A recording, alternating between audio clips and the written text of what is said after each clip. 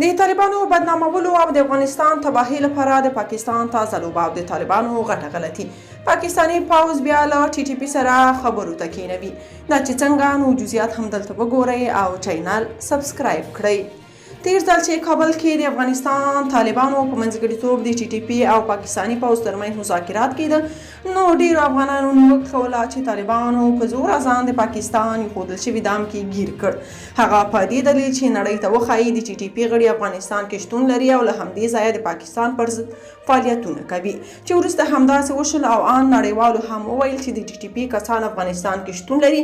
ښکاري چې طالبانو له خپلې غلطۍ درس نه دی اخیستی او بیا یې تکراروي. تازه خبر دا دی چې ایکسپریس ټریبیون ورځپاڼې نن راپور ورکړ چې افغان طالبانو د پاکستان د حکومت او پاکستاني طالبانو ترمنځ د بیا خبرو لپاره هڅې پیل کړي دي. ایکسپریس ټریبیون چې د پاکستان پوځ ته نږدې ورځپاڼه ده وایي چې د اسلام آباد او ټي ټي پي ترمنځ د بیا خبرو د پیلېدو په هدف د قبایلي مشرانو یوې جرګهګۍ د پاکستاني طالبانو د تحریک له مشر سره کتلې دي.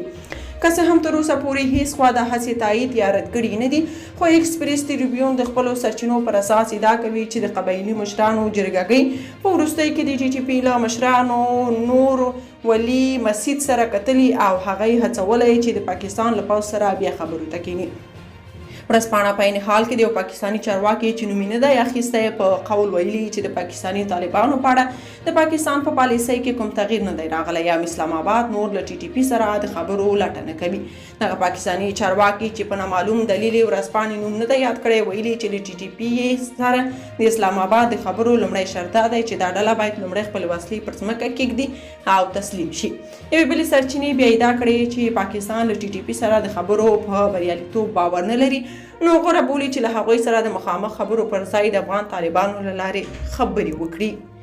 که تاسو په دې اړه څه نظر لرئ په کومنټ کې شریک او چینل سبسکرایب کړئ.